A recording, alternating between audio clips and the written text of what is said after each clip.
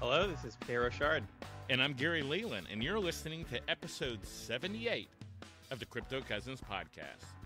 Feed your interest in Bitcoin and cryptocurrencies by joining Hall of Fame podcaster Gary Leland on the Crypto Cousins podcast. And remember, we are all cousins in the world of crypto.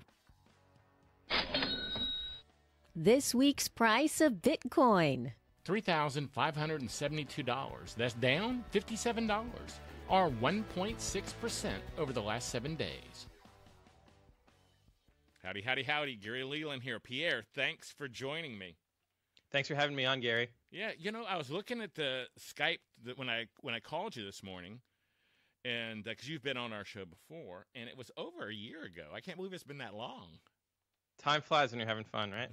I guess when it said last time talked to over a year, I was like, well, really? It's been that long? So, wow, yeah. A lot of things have happened to both of us in the crypto world and to crypto during that time period.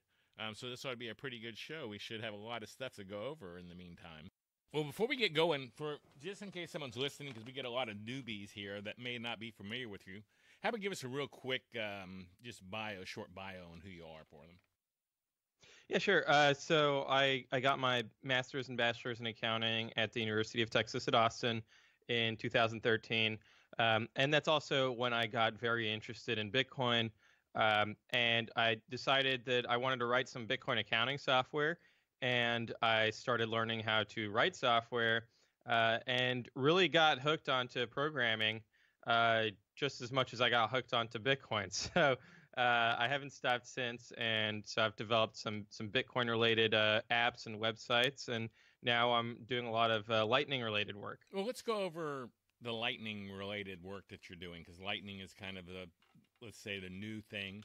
And let's get into that a little, because I was listening to one of your shows the other day. You do the noted Bitcoin podcast with Bitstein. Michael Goldstein is your co-host, and I was listening to you, and you were talking all about some of your work. So I found that real interesting. So why don't we start to show off going into that? Yeah, absolutely. So last year I applied to do what's called a Lightning residency at essentially a Bitcoin research group called Chain Code Labs here in New York City. And they invited half of it was Lightning experts who have been helping with the protocol for years now. And then the other half of the participants were people like myself who, while they know Bitcoin and they know programming, they just hadn't really explored Lightning at all. And so when I was trying to think of what to put in my application for this residency, I remembered a conversation I had with Nick Bhatia at the BitBlock Boom conference in 2018. And his focus is researching this concept of a Lightning Network rate of return. We can get into that later, but basically he wanted to calculate some numbers based off of Lightning data, and he didn't have that available at his fingertips. And it got me thinking about, okay, well, where would a finance person be most comfortable doing data analysis? And that's in Microsoft Excel. Right. Everyone in the world of business uses Microsoft Excel. So I decided to write an Excel plugin that would be able to communicate with your Lightning node and be able to send data back and forth between you, the user, in Excel, and the Lightning network. So I built that, and I built that at the residency. People loved it. The only issue was that people were having trouble running a Lightning node on Microsoft Windows. And that's because most of the developers are very focused on open source free software, so they usually run Linux. A lot of them also run Mac OS because it's very similar to Linux if you look under the hood. So there's not a lot of attention that gets paid to Windows users, and I thought that that's a shame because Windows is pervasive throughout the business world.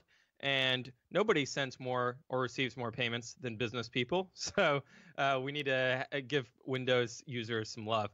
So I wrote a cross-platform, what I call a node launcher, that allows you to launch your Bitcoin and Lightning nodes.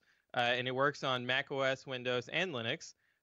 But really my focus is on promoting it to Windows users so that they can experience getting on the Lightning Network without having to use the command line. So it's all a graphical user interface. They click a few buttons. I've written up a very step-by-step guide on Medium. So if you go to my Twitter page at Pierre_Rochard, you'll see that my pinned tweet links to this tutorial. And I've gotten excellent feedback from lots of non-technical people, both on macOS and on Windows, successfully launching their Lightning node and then being able to send payments on Lightning and opening channels and experimenting with it. So it's been very nice to see the adoption of that tool. Is this something really for the more experienced person, I guess, not really for the layman who's just trying to set up a node? This is actually exactly for the layman because, more experienced people can use the command line and they don't really need my tool. But this tool is really, it's so now, having said that, it's for the layman who is very intellectually curious and is interested in experimenting, because we're really, at the early stages of this. This is, almost pre-AOL, right? And we're doing some dial-up internet connection type things here. Are we on a 12K modem? Yeah, exactly. So, and eventually, my node launcher is going to get more and more user-friendly. There's going to be competition. So people are going to find the experience of onboarding onto Bitcoin and Lightning to be easier and easier as the years go by. But right now, it's still early days. So it's very much for the hobbyists who want to get on board. Yeah, you have started the Bitcoin Advisory at bitcoinadvisory.com. Can you go over that real quick? Yeah, absolutely. So I get a lot of questions from people that are interested in purchasing Bitcoins, but they don't really understand what the underlying investment thesis is, and they don't really understand how Bitcoin works under the hood. So there I help answer all of their questions and brief them in on, first of all, how Bitcoin works, what are some of the technological innovations on the horizon for Bitcoin, and why do I think that it's possibly a good fit for their portfolio. Well, that's something that a lot of people need to work. So how's that working out? It's working out great. So there's last year I spoke at BNY Mellon, which is one of the largest custodial banks in the world, and I got a great response from that. But for the most part, I work with individuals. Yeah, I'm trying to find my niche. I'm trying to move myself personally into the world more of crypto as my day job instead of what I do now. So I'm trying to work in my niche, I guess, at the moment. I do a lot of things, but I really like this world. And then the last thing I really wanted to go over about your world, I guess, is the Noted Bitcoin podcast, because that's a great podcast. I enjoy listening to that podcast. You guys have a good time on it, and you just do whatever you want to do. Oh, yeah, we love it. But you give out great information to boot. How'd that start?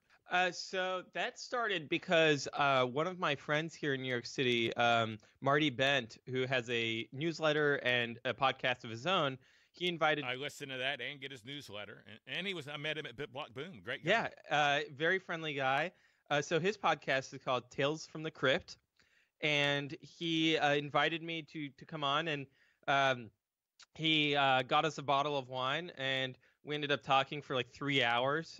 So I imagine that I'm not as lucid at the end of the 3 hours than I was at the beginning, but I really enjoyed it. And after that, I realized that I want to start my own podcast so that I can ramble on into a mic, on my own schedule. So that's kind of what kicked off the Noted Bitcoin podcast. And it made perfect sense to invite my longtime collaborator, Michael Goldstein, aka Bitstein, to come on and be the co-host because we just have fun banter, fun conversation together, and we can talk about anything for endless period of time together. Y'all use Skype, I guess, to talk to each other on that. I have a couple questions about your podcast. Do you just record that and then throw it up, or do you send it to an editor, or do you edit it? What's the scoop on that? I mean, being into podcasting, these are questions other people might not be interested in, but I am. No, it's I think it's there's that TV show How It's Made. I think people like hearing about the behind the scenes stuff. So We actually, what we do is that YouTube has this feature that allows you to live stream from a Google Hangouts to a YouTube feed. And so we have a Patreon. So it's patreon.com/noted. And for the people who are contributing to our Patreon, we provide them the link to see the live recording of the podcast. And they enjoy that a lot. And then we take that live recording and download it as an MP3. I add a little intro, a little outro to it, and then we just put it up on into the RSS feed on using a service called SoundCloud. Well, that's exactly what I wanted to know. So you handle that pretty quickly with using. I don't do that with mine using the YouTube, but in Google Hangouts. But that's really a pretty good idea. And then the people who are your Patreons can actually see what's going on live, and can they chat and ask questions too while you're doing it? Exactly right. Yep, they can. Well, that's pretty cool. Okay. Now I want to go into something else that you talked to him. So I'm just directing these to the questions I had here. On our first show, you went over something I found real interesting, and I wanted to go over that again about the meeting someone in New York. Was that you? Oh, yeah. I just found that so interesting. And when you said that, Tony, who was my co-host at the time, he got the answer, but he lived in New York, and I had hardly been into New York, but I had the answer in my mind. So I found this amazing, this whole thing. Can you go over that real quick? Yeah, absolutely. So this in game theory, this is called a focal point or a Schelling point. That's Schelling, from one of the researchers who kind of worked on this. And basically the premise of it. So let's go back to the New York example specifically. It's that if you are meeting a complete stranger in New York City on a specific day, but you have no way of communicating with them directly or indirectly, and you have to pick a location to meet them at, and you have to pick a time to meet them at. So you can't coordinate with them. So you have to be thinking about, okay, what would that person be thinking? Let me put myself in their shoes. And then the other person is putting themselves in your shoes. So that's circular. And so you have to think about, all right, well, based on a map of New York, based on the properties of each location in this city, and based on kind of the properties of each hour in a day, what makes sense? And what researchers have found when they survey people is that the plurality of people pick Grand Central Station at noon.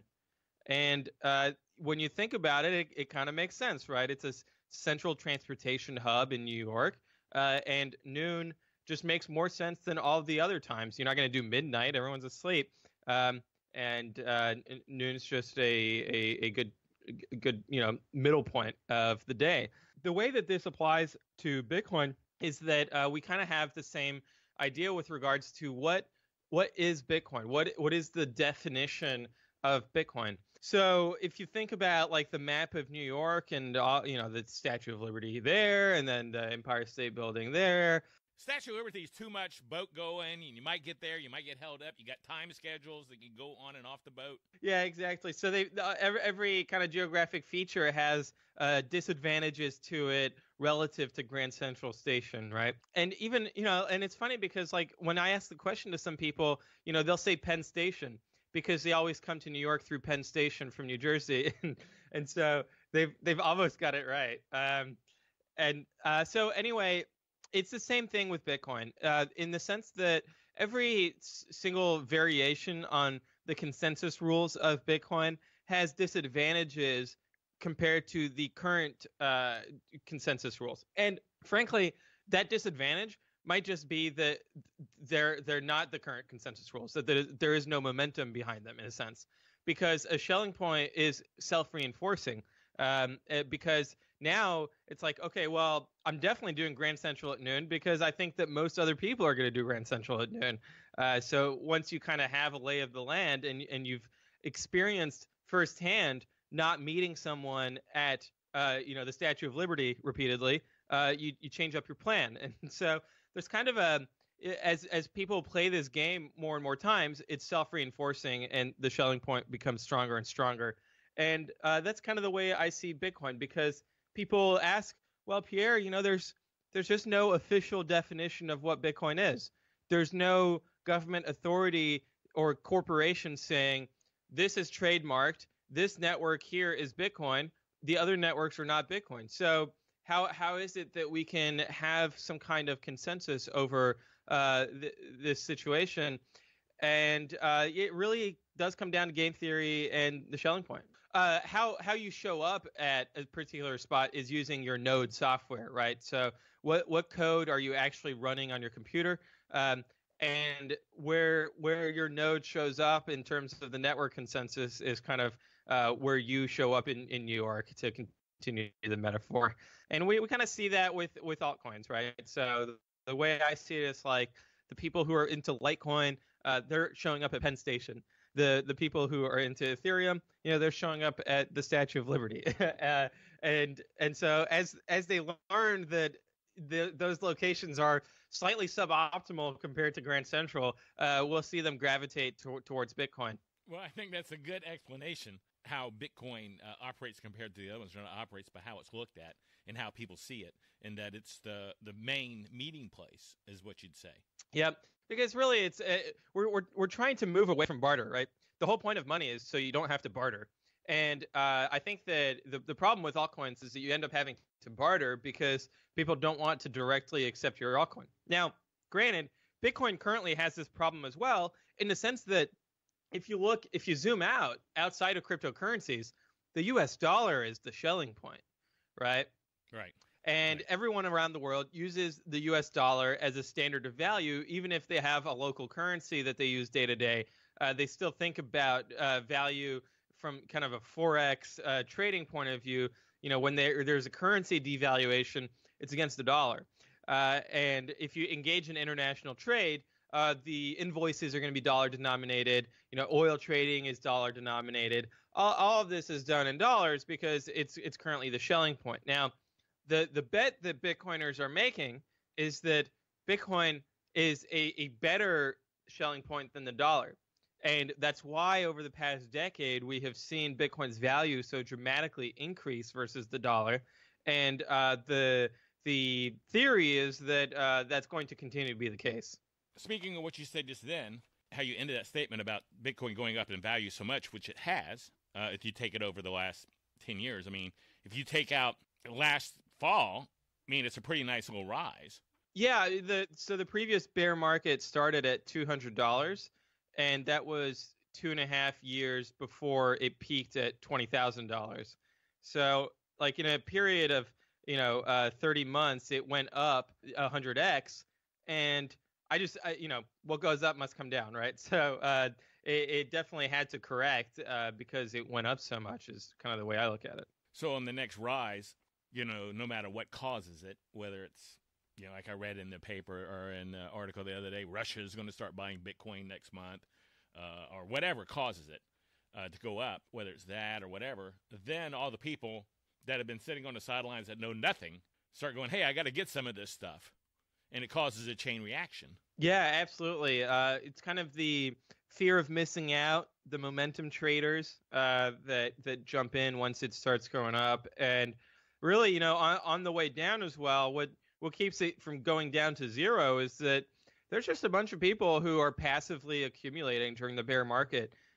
They might even have an automatic buy set up on Coinbase where they get their paycheck and they put in $100 into Bitcoin, and you multiply that by thousands of different people around the world, and it kind of puts a floor to the Bitcoin price. Right, and actually they're averaging their costs on their Bitcoin while it's going down. Yeah, it's a smart way to accumulate rather than going all in at the top. Yeah, which I guess those are the people who really are sitting on the sidelines crying if you bought it $19,000 and now we're at 35-something, 3,500. Or they're living in complete denial and just trying to focus on the technology. So let's go over and move this, and I want to move into a lot of things that are running around with BitBlock Boom, the conference that we host. But I want to start, and those tickets went on sale last Tuesday, the 15th, at bitblockboom.com.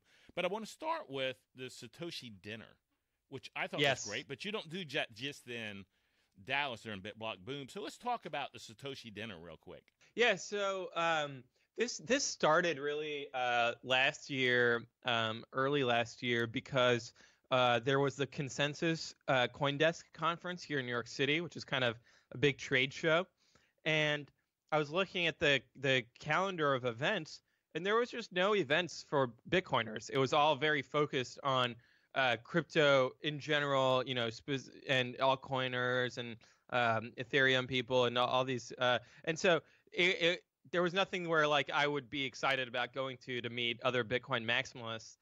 So I decided to organize my own dinner, and so we organized a steakhouse dinner that it quickly sold out, and I kept having to call the steakhouse to increase the reservation until they told me that they could not, and I still had people asking me to be on the wait list afterwards. So I realized that there's a lot of demand from Bitcoiners to meet in real life and to have a steak together. So that's after that, I started organizing dinners, as friends were in town or as events were happening. And the most important one was the Satoshi Nakamoto Institute annual dinner in Dallas last year. That was great, by the way. Yeah, that was 82 people, and we planned it around the BitBlock Boom conference because we knew that all of the big names of Bitcoin maximalism were there. Bitstein, Saifedean, Turdemeister. So it was just a very good crowd to bring together, and it was over the top successful. And we want to make it even bigger this year for the second annual Nakamoto Institute dinner. And we want to bring everyone to the BitBlock Boom conference as well, so that they can hear the excellent speakers and network with the other participants there. That room couldn't have held many more people. No, we're going to have to get a new room, Gary. We're going to have to get a much bigger room at a bigger steakhouse, but the same juicy steaks and same loud, boisterous conversation that we were having there. And it's going to be a lot of fun. And I want to talk about this because I really enjoyed this event. I really did. I met a ton of people that I did not know personally, but I knew of and that were in the world of Bitcoin. I had a great steak. I mean, I had a great steak. It was a great place. It wasn't like we went to Weston Sizzler. You picked a great restaurant, and the wine never ran out. And I left at 10:30. I don't know what time you guys left, but I had to get out of there while I could still drive. So it was a great time. Yep. So we'll bring it. Come with an Uber driver next time, and that way you can next come time home. I'm taking an Uber, and I'll be able to share one back to the hotel with someone. That was being like 63 and an old fart. I'm just used to driving everywhere I go, and I shouldn't. Half the time I should be more prepared, and I can't enjoy myself because I know I have to drive home. Yeah, we'll keep you up until 2 a.m. talking about Bitcoin, Gary. Yeah, well, that's funny because a lot of people don't get the opportunity to talk Bitcoin. I went out to eat with a friend of mine Friday night. He's a guy from the UK, used to live next door to me. We were talking, and the subject came up about Bitcoin, and he was going, yeah, I've got some Bitcoin and some Ethereum and some Litecoin. I was like, oh my gosh, really? And he goes, yeah, I bought it late 2017, August of 2017. He got in probably around 3,500, something like that on Bitcoin. So he's sitting okay right now. And I was just amazed. It's, I've been doing this now for almost 2 years, and he's the first friend of mine, my age, I've ever ran into that even knew what Bitcoin was. That's funny. So I'm having this opportunity to talk Bitcoin with somebody. And I'm like, gosh, that was kind of fun going out tonight. I mean, and that's the same thing, the steak dinner is what I'm trying to put into. Because a lot of times people like me and you you probably talk to more people than I do, but you're into crypto a lot, but you don't have anyone you can really talk to about it. And so all of a sudden, you're around, there are over 80 people who that's all they wanted to talk about, and you could talk Bitcoin till the cows came home.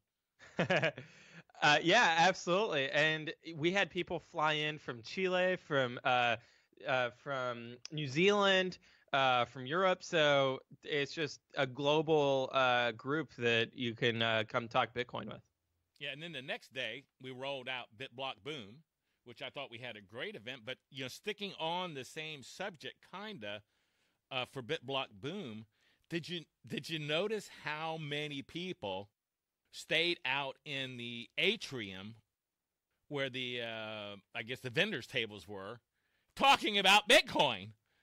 Yeah, I mean, we can't help you know, ourselves. instead of like sitting in the sessions, they were just more interested in networking. So this year we're having a networking area for that. So that's they're awesome. not like as loud as because a couple times I had to go out and go, hey guys, you're kind of loud out here for the people who are listening. Yeah. No, that's a very good idea. That's awesome. I'm looking forward to that. Yeah, I think we're going to have well, I know we're going to have even a better event, but I just thought it was a great event because so many people came, and I had so many people that loved it being around. I mean, and your event just added to the event.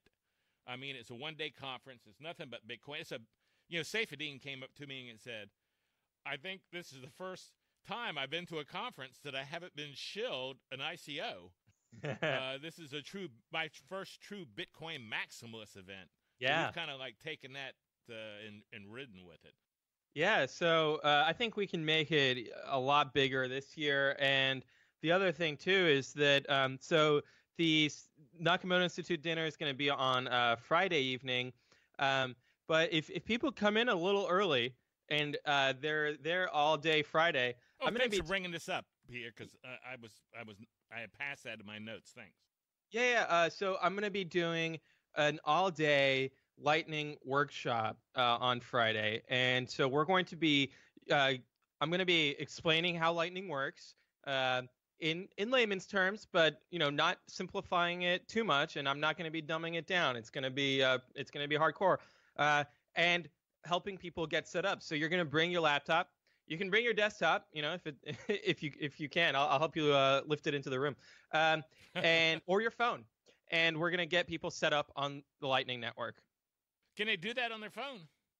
Yes, and so yes, they can. Okay, well, good. Like I said, I just didn't know, so I want to make sure. So, okay, so you come in Friday morning, you go to your Lightning Network session, learn all about that, learn how to set it up, meet a lot of Bitcoinists. Then that evening, you go to the Satoshi dinner and just have a great time.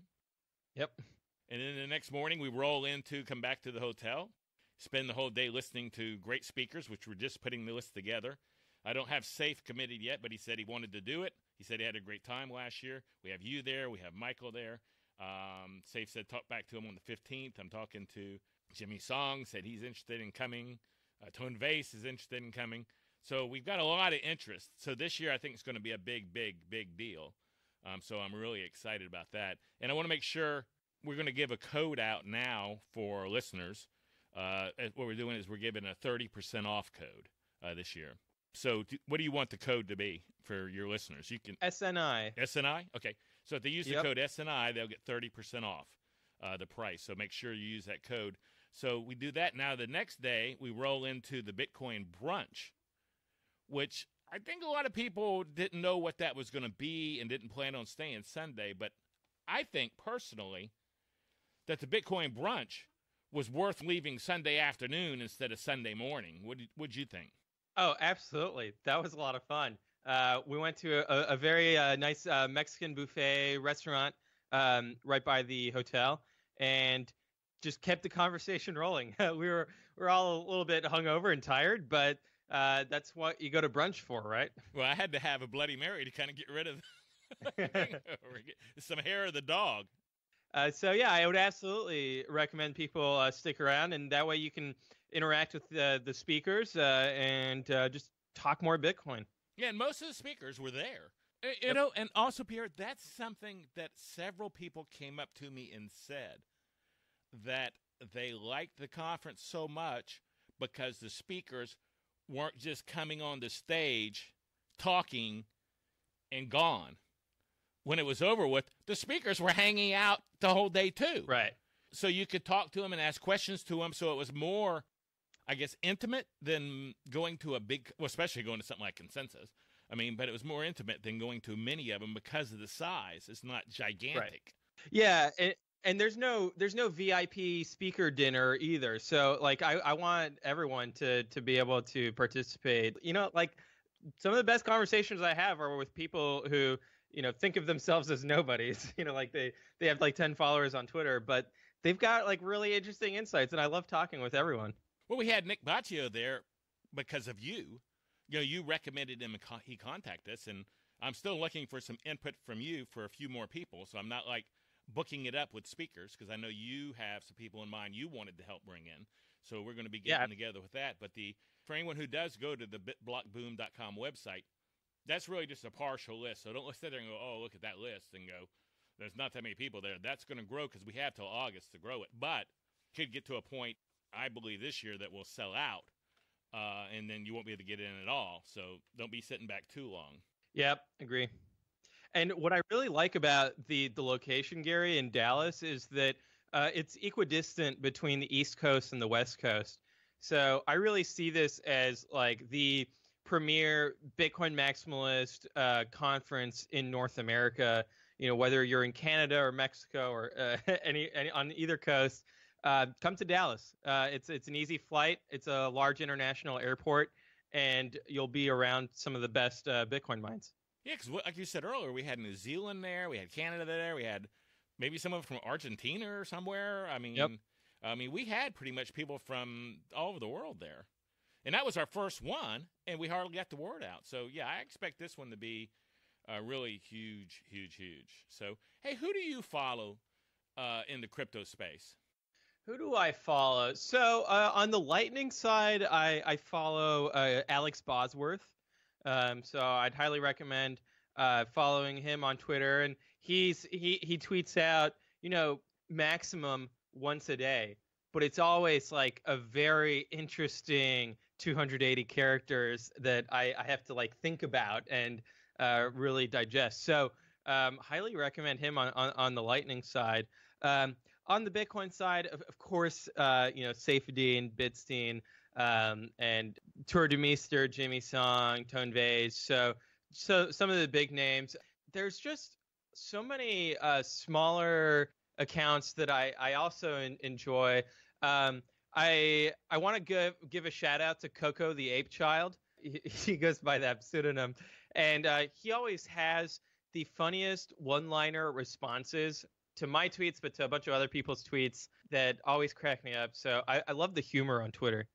Looking at your Twitter account, you have a heck of an account. You have like 45,000 people that follow you. Yep, and I follow 2,700. So there's just a lot of people I've interacted with over the years that I can't help but follow them because they agree with me. I agree with them.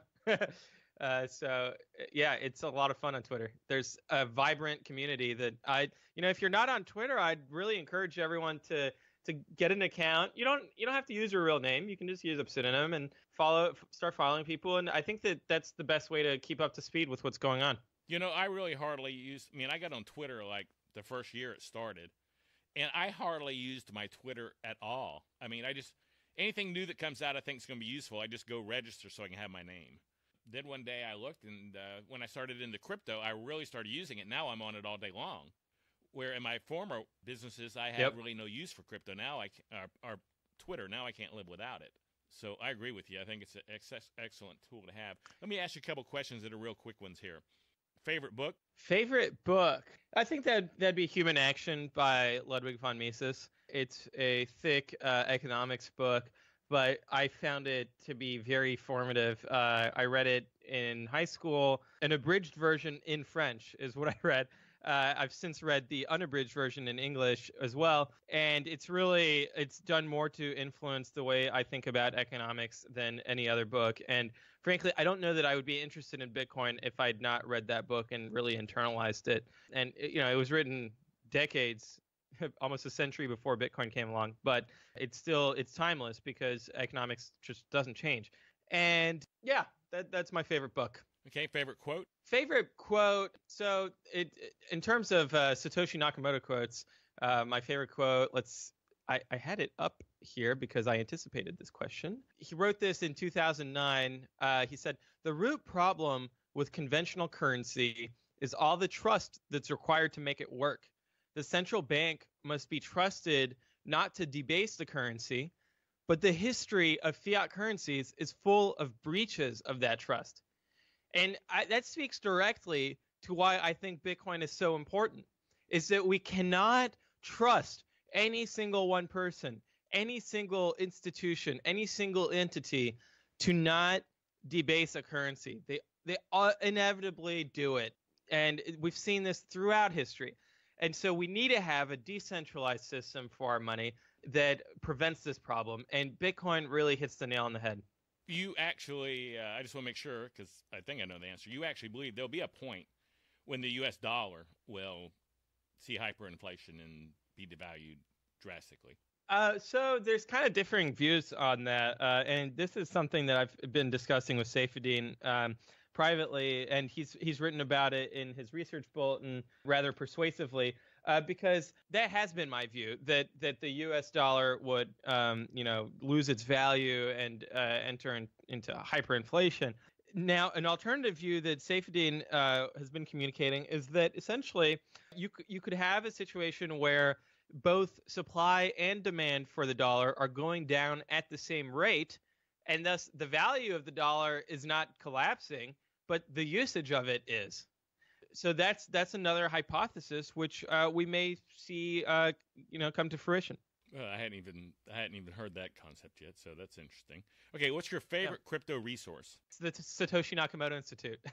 Go to nakamotoinstitute.org. Go read everything on there, and I think that that there's a tremendous amount of content, both from Satoshi himself, but also things I've written, things Michael has written, things Daniel has written, and we've pulled together a lot of resources that also precede Bitcoin. So where did Nick Szabo that inspired the creation of Bitcoin. So there's that. I think though that if you're really trying to understand how Bitcoin functions, a good place to go is Mastering Bitcoin by Andreas Antonopoulos. The book's available online for free, but you can also get a hard copy. And then, of course, the Bitcoin Standard by our friend Saifedean, which really digs into not just Bitcoin, but monetary economics writ large. And I think that it's an excellent introduction to monetary economics. Yeah, I had not read that book until after BitBlock Boom.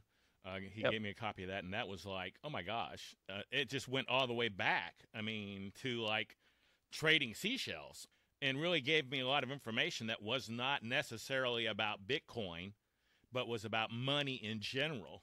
That really helped you understand Bitcoin more than you did before with that extra information. Right. Okay, and then what advice would you give a crypto newbie? My advice would be to just be a sponge and learn as much as you can. Now, obviously, I'm biased because I'm very much in the Bitcoin maximalist camp. So I'd say focus.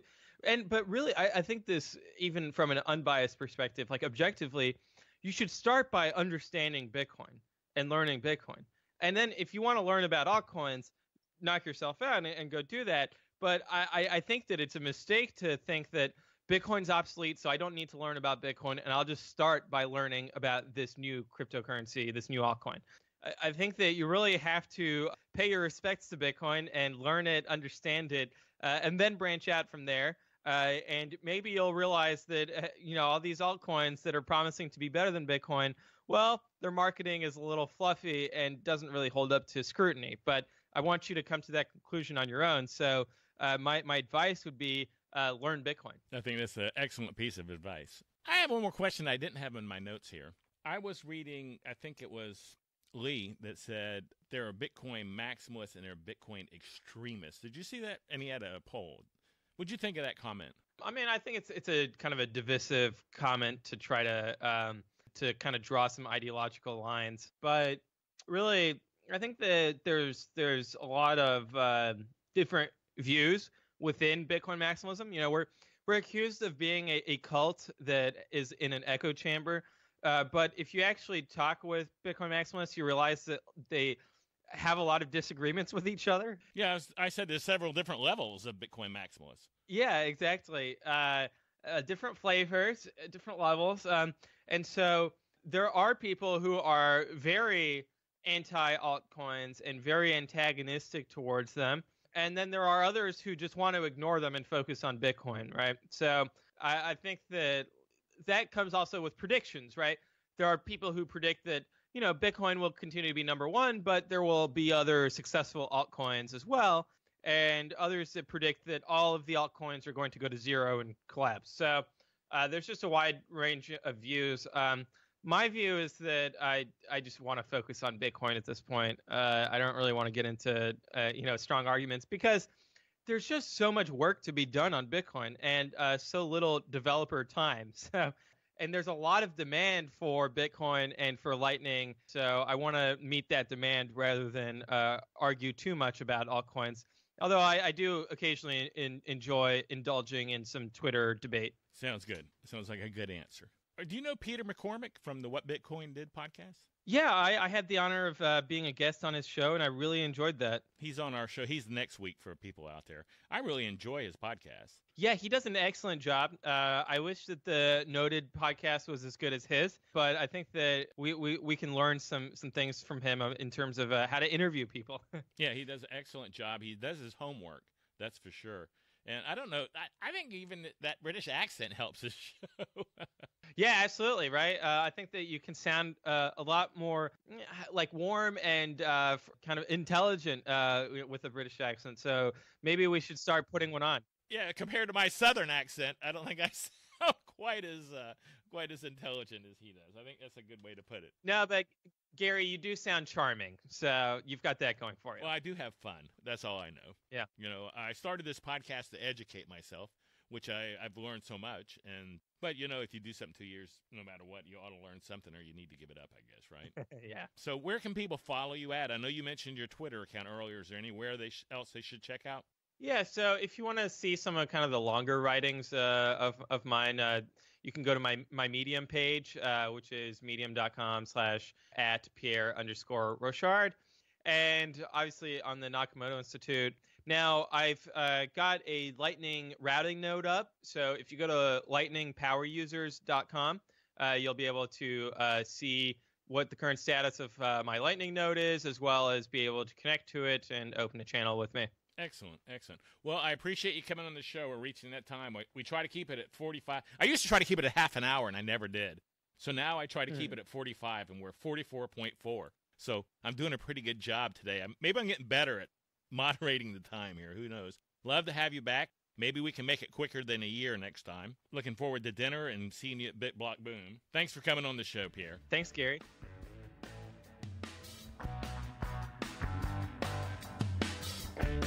I hope you enjoyed today's show. A big thank you to all the cousins out there that are showing their support by donating, subscribing, and leaving great reviews on iTunes. All of those things help more than you realize.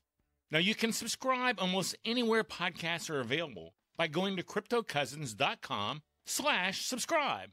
Call me with your comments or questions at 747-777-9471. Or you can email me at TheCryptoCousins@gmail.com, and I'll try to use these on future episodes. Please take a peek at the 4-Minute Crypto Show, which is produced every weekday and located at 4minutecrypto.com. It's the place to get your daily dose of crypto news, and as always, 4 minutes or less. And one last thing, please take a look at my new website, Crypto Crybaby. This website is for the true crypto fan and sells Bitcoin and crypto gear like t-shirts, caps, and so much more. Take a look at CryptoCrybaby.com today. Thanks again for listening. Love you guys. Thanks for listening to the Crypto Cousins podcast. Please share the show with your friends. They can subscribe by going to CryptoCousins.com/subscribe. And if you want to know more about Gary, just go to GaryLeland.com. Make sure and join Gary and all the Crypto Cousins every week for a new episode of the Crypto Cousins podcast. The Crypto Cousins podcast and the information included in the podcast are not intended as investment advice. Investing in any cryptocurrency is risky, and you should never invest more than you can afford to lose. Always seek professional advice before investing in any cryptocurrency. Please understand, you are using any and all information from the Crypto Cousins at your own risk.